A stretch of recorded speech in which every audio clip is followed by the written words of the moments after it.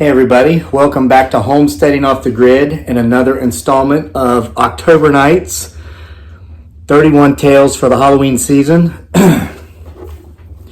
We're doing things a little bit differently tonight. Instead of being up at the campground in our flannels, we are in front of our fire here in our wood stove in the living room in our pajamas.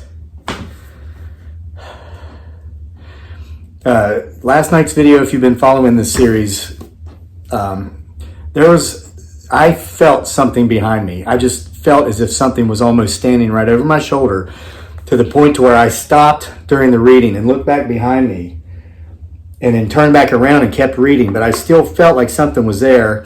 And then in the comments section, people started time stamping, what was that? It looked like a fairy, it looked like a ghost, whatever it was, it had wings. So I went back and looked in the video, and it was at that point when that happened. And so when I look back and I start reading, this thing flew right past my face. I will have to admit, it put me a little bit on edge. This video is getting uploaded later than usual. It's dark outside. I don't mind going up there. I'm not too scared to go to my own family campground, but I'm going to go up there while it's still daylight, get the fire built and have a good look around, because that was really odd. And as you know, if you follow this channel for some time, there's just so many odd things that happen up there. The veil is getting very thin, especially as we move closer to Halloween. So we're late because, you know, the day started out great. I accomplished a major athletic feat first thing in the morning. I won my first 5K foot race in nearly 20 years. First time I've won in nearly 20 years. Pulled off a big George Foreman. I'm 46. I won again. I was back on top. Fortunately, I recorded the race, and you can go back. It was a video before this one. You can actually watch me. I beat all the other finishers so badly you couldn't even see them when I crossed the finish line. They weren't even in sight. So I'm not going to go into detail there because it's on video. And then my family and I spent the rest of the day having a wonderful time going to, look at this. Here's my 20-pound Lumina pumpkin. White pumpkins are called Luminas. We went to a place over in the Shenandoah Valley called Back Home on the Farm, just outside of Harrisonburg, Virginia. We like to go over there every fall. They do hay rides, go to the pumpkin patches. They're being responsible. If you were in any of the shops, you had to wear a mask. And if when you were on the back of the tractor, you had to wear a mask. But the rest of it, it's a farm, several hundred acres big. They have games, they have livestock you can pet, just a wonderful time. So we got back a little late, just a little bit too late for me to make it up there and get the fire going. Until I know what that thing is, or we probably never will, but that's why we're doing it inside by this fire. Okay, now, I've already yapped for 3 minutes. It's probably going to be about another 20-minute story, so I want to go ahead and get to it. We're on October 3 now. This story, it's okay to tell here on YouTube. Some of these stories I won't be able to tell on YouTube because they're just not appropriate for this platform. Again, we intentionally keep the channel PG rated. There is some foul language in some of my books. Some of the characters in my books, they just have dirty mouths. But when I get to those words while I do these readings on this channel, I change them or bleep them out. So don't worry about that. So with no further ado, I want to thank each and every one of you who've been coming around to hear these stories. A lot of work went into these, and it's flattering to know that people care enough to listen to them. So, or as my beautiful bride Dearly, aka Giggly Girl, would say, with no further ado, we're going to start October 3, story called You Ain't Hacking Up My Pumpkin. I know that's not proper grammar, but it's fitting for the story. You'll get it, okay? All right. Joking. No need to get my 6 in here. But my cat is over here outside the window staring at me. She doesn't want in. That's just what she does. She likes to creep on us. Okay. You Ain't Hacking Up My Pumpkin, October 3rd.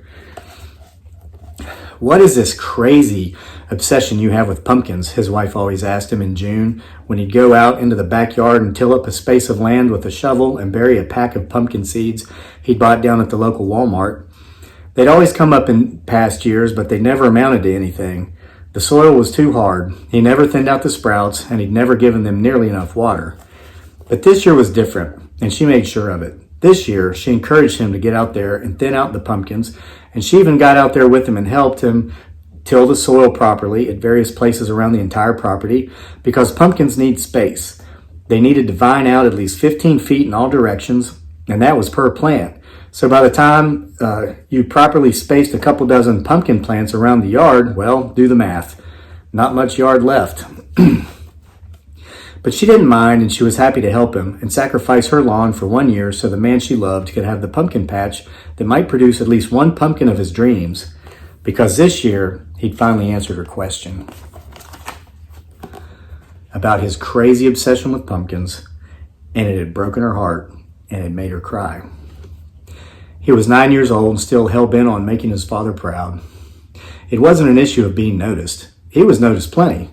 Noticed by the swift end of a fast-moving leather belt anytime one of his father's tools went missing, later discovered to have been misplaced by his father, or anytime his father had had a bad day and he, the boy, had not and was happy, or anytime his sociopath sister wanted to be entertained by a good whipping and would make up some crap her little brother had done or said, but that really he hadn't.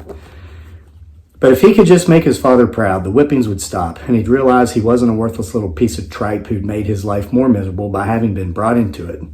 Another dependent. He hadn't asked to be born anyway, but now that he was here, he was certainly made to feel as if it had all been his fault.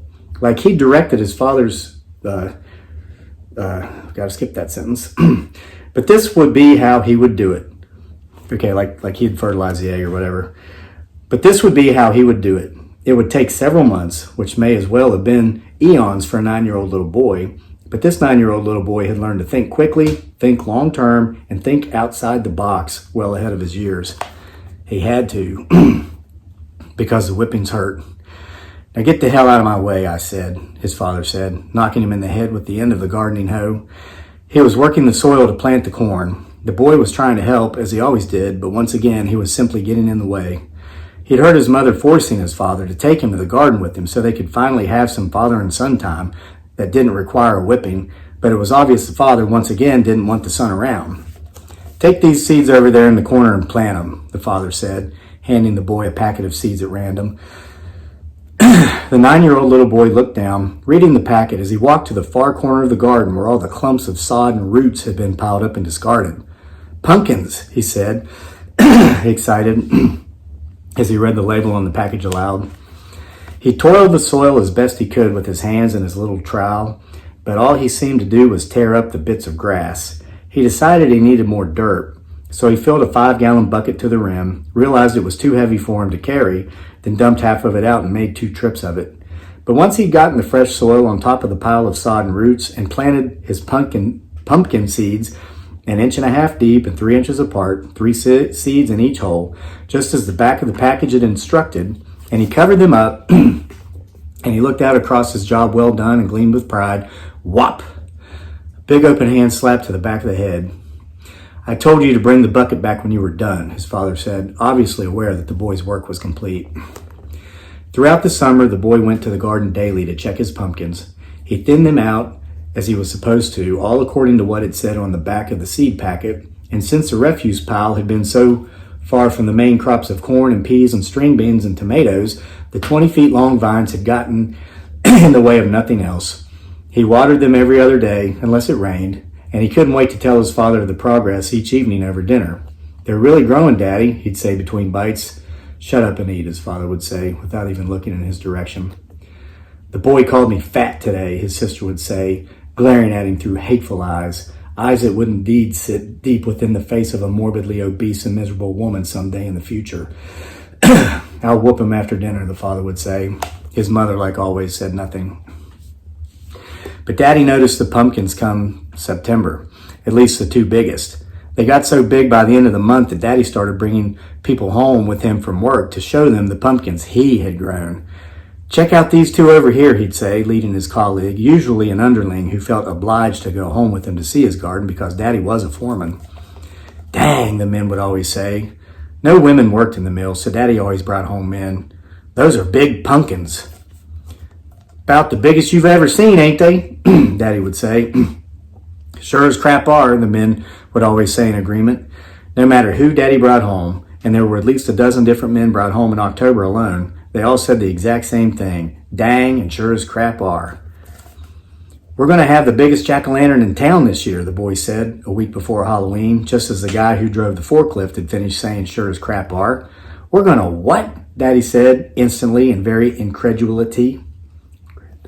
Yeah, that's well, it's not a big word. "Jack-o'-lanterns," the boy said. "It's why I grew them." "You grew them?" the forklift driver said. "Whop! You ain't hacking up my pumpkin," Daddy screamed at him, and then gave him another whop on the back of the head for good measure. "Get your backside back to the house and wait in your room. I'm going to give you a whooping when I get there." The forklift driver tried not to let the sadness on his face show as he watched the boy heading home, head down and sniveling, and he couldn't help but think that the boy would either grow up to be a drunk or a serial killer, but definitely someone prison bound or successful beyond measure. 2 days before Halloween, one of the two pumpkins went missing. Fortunately, it was the smaller of the two, and though it would have tipped the scales at just over 100 pounds had it been weighed before it had been stolen, outweighing the boy by at least 40 pounds, and there would have been no way the boy could have even lifted it alone, the boy got the blame and the whipping that went with it. "They ain't getting this one," Daddy said, cutting the stem of the larger pumpkin with his hacksaw. The stem was too thick for a pocket knife. He'd called that one sissy guy over at the mill that worked in the office and made him bring over a dolly. They rolled the pumpkin onto the dolly and wheeled it back to the house and weighed it on the bathroom scales that would send Big Sister into her first clinical depression a few years down the road. It came in at 135 pounds. "Dang," Daddy said, "that's the biggest pumpkin I ever heard tell of." "Sure as crap is," the sissy man who worked over at the office at the mill agreed. "Carve up my pumpkin," Daddy said, glaring at the boy with eyes glazing and red like he was still drunk from the night before. That was one of the things about Daddy, though. Daddy didn't even drink. It would be nearly another 30 years before the boy would learn the term dry drunk and would be able to look back and realize his daddy had been one. The boy would go on to learn lots of psychological terms in adulthood by way of a long line of shrinks, his lasting gift, if there was one, from Daddy, and the one term that served to define Daddy most aptly was plain and simple: narcissistic bully. "This is going to be bread," Daddy said, hacking the pumpkin apart. He'd already taken the top off and the seeds out, and he wouldn't let the boy fry them in butter and douse them with salt because these seeds needed to be dried and used next year to grow even more pumpkins of this size. Sadly, they'd all be eaten by mice while stored inappropriately out in the woodshed during the upcoming winter. "And this is going to be the pie," Daddy said, forcing the top onto the Tupperware container he'd crammed the last batch of slices into. By the time Daddy was done hacking up the pumpkin so that the boy couldn't turn it into a jack-o'-lantern, the refrigerator was more than half full with Tupperware containers stuffed with pumpkin, and the rest was filled with aluminum foil wrapped pumpkin pieces because they'd run out of Tupperware containers. Over the next 10 days, the pumpkin slices would all rot and go to waste, as Daddy never made anything out of the pumpkin. No bread, no pie, no nothing. "Hey," Daddy told the boy when he spoke of how they could have had the largest jack-o'-lantern in town on Halloween, "Halloween is over anyway." And then he gave him a whooping.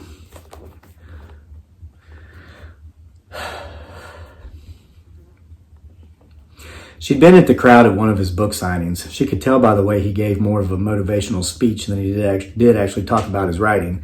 He had had a tough veneer he was using to cover up something underneath. Not in a "I've got a deep dark secret" kind of way, but in a "I know him" or something because God don't make no junk kind of way. Like someone somewhere at some point had told him he was no good, and he'd spent the rest of his life trying to prove to anyone who would take note that he was. As she got to know him in time, after that first time they'd met, when he'd attempted to autograph the book for her, but signed his name on the tablecloth because he didn't look down to mind what he was doing because he couldn't quit staring at her, she'd learned he was pretty dang good at pretty much everything he'd ever done. He'd been a star athlete and a top-ranked salesman at a couple different firms and a couple different industries before realizing it was time, not too ironically after Mommy and Daddy had both died, to stop trying to prove things to others and pursue his passion and to his own self be true, which involved leaving the city in which they'd first met during the book signing, continuing to write from the heart and loving her to his last day. But those last days, hopefully, were far into the future, and for now, there were ghosts from the past to dispel. It had taken a long time for him to open up about his past, his childhood specifically, and when he did so, it was usually by accident. Something would slip, something that started out like a pleasant memory but then quickly turned into a story of abuse, which he didn't want to talk about. He'd stop himself short every time the bad parts would start to come up, but the longer she was with him, the more she was able to get out of him, and this led him down the road of healing. We're going to do it next year, she told him last October when she'd finally heard the pumpkin story. They were out for a stroll through their neighborhood, and they'd stopped to admire the largest jack-o'-lantern in town. Do what, he asked. Grow the biggest pumpkins in town so we can have the largest jack-o'-lantern in town. And she'd stayed true to her word. She'd not only forced him to go buy the seeds and get to planting, but she'd gotten out there with him and had helped him with all the work. From the thinning out of the mounds to the watering and pruning of the vines to exactly 15 feet long each, she was with him every step of the way. And the best part? That was when, 2 weeks before Halloween, they harvested, with the help of a couple of friends and over a few bottles of October ale, a nearly 300-pound Atlantic dill pumpkin, which would indeed end up becoming the largest jack-o'-lantern in town on Halloween night. Trick-or-treat came and went, and they'd enjoyed handing out the candy and watching as all the kids and their parents alike oohed and awed over the biggest jack-o'-lantern in town. Oh, how she wanted kids of their own. But he was terrified he'd end up being the kind of father that Daddy had been, and she didn't force him, but she felt that in time he might change his mind, but she would never try to force him to do so. For now, she simply enjoyed their togetherness. As they lay in bed 2 hours after the last goblin had taken a fun-sized Snickers bar, and, well, gotta skip that part, she asked him if he really thought the sawed-off shotgun under his pillow, the one loaded with rock salt, was necessary. Let's just call it a precaution, he said, smiling. The shotgun had worked its way into the scenario back in August, when they'd accepted the fact that they'd somehow managed to grow the most successful pumpkin patch in the county right in their backyard, and they weren't even farmers. Thoughts of the ghost of Daddy Past started filling not just his head, but his dreams at night. Visions and dreams of Daddy coming back from the other side to carve up his pumpkins. Also, he could not accomplish that which he'd set out to accomplish, having the biggest jack-o'-lantern in town on Halloween night. He talked to his best good buddy about the dreams, and his best good buddy happened to be a shrink down at Region 10, and he told him to get the shotgun and the salt shells, and that if the ghost of Daddy Past came back, blast his backside away with rock salt, because that's how they did it in that show his wife loved to watch on Netflix so much. The show about the two brothers who spent their time running around chasing ghosts and demons. He said his wife claimed to love the ongoing storylines, but he knew the truth of it was that she had an almost alarming celebrity crush on the guy that played the older brother. He took the advice from his shrink buddy, feeling as if he'd done the counseling that day, giving his friend a sounding board for his near alarming jealousy of an actor his wife would never meet, and he'd gone to the local Walmart, waiting the 3 days for the background check to clear, and then he bought and brought home the only firearm he'd ever owned in his life. His wife had taken care of obtaining the salt shells, and a simple hacksaw had done the trick on the barrel. And now, on Halloween night, after having achieved his near lifelong objective of having grown the largest pumpkin in town, which had become the largest jack-o'-lantern in town, he'd lie in wait. Sure, Daddy had been dead these past 10 years, and there was no such thing as ghosts, and Halloween was already over. But no one knew that mean old son of a B-word man of a father he called Daddy all those years ago like he did. So still, he waited. He heard the back screen door creak, the way it always did when opened from the outside. After that, he heard the hard door creak on the hinge the way it did whether opened from the inside or the outside. Why would a ghost use a door, he thought. Immediately after he thought, because that's a kind of bad word the man was in life, and I'm sure it's the same in death. Anything to disturb someone else, especially me. He looked over and saw that she was deeply asleep. She'd never taken issue with him sleeping with a sawed-off shotgun under the pillow this Indian summer. Their buddy at Region 10 helped set her at ease, assuring her it was just one final push toward letting go. And he'd asked her if she thought that one actor on that one show was hot, and she'd said he was, and it hadn't made him feel a bit better about his own situation at all.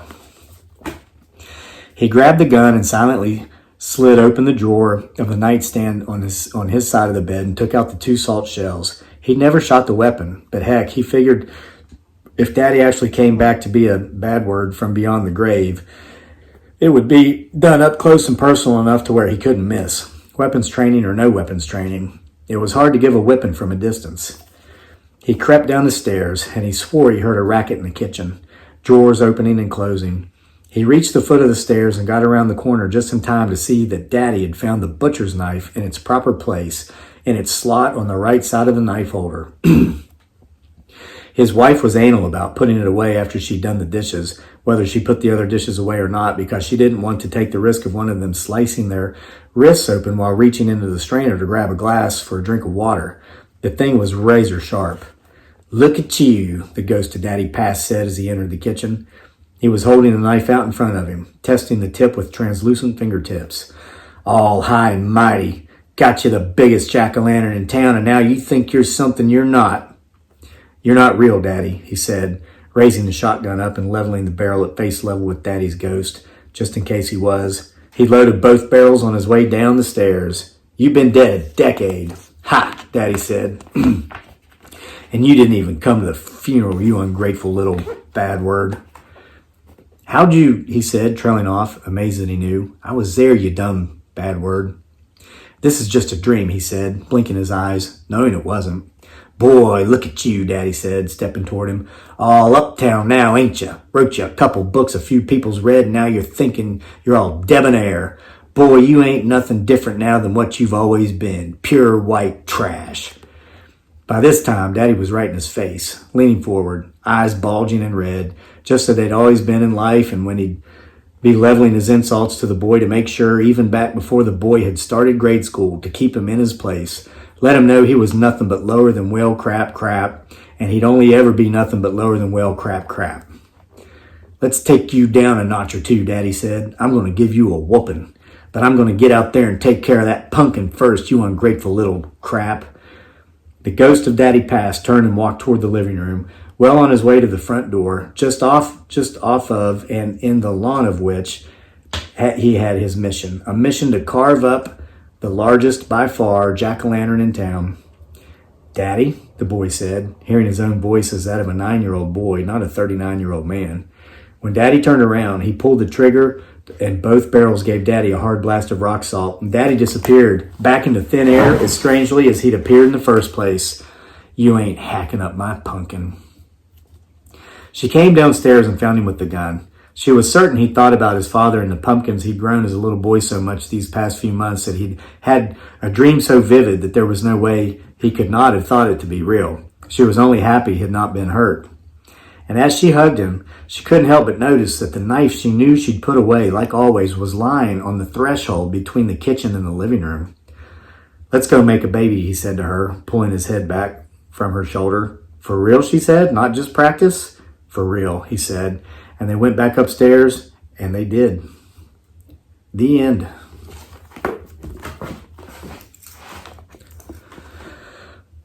October Nights, 31 Tales for the Halloween Season. Available on Amazon in print or Kindle. The link is in the description box below the video. I didn't even take a look and see if tomorrow's is going to be appropriate for reading here on this platform. But I want to thank all of you for coming, showing up for these stories. I put a lot of work and labor and emotion into these, and it's an honor that you guys consider them worthy of listening to them. If you can't afford the books, come here and hear the stories, okay? And with that, I will wish you goodbye, good night. Hope you're enjoying the month of October and all these October nights, and we'll see you for more next time.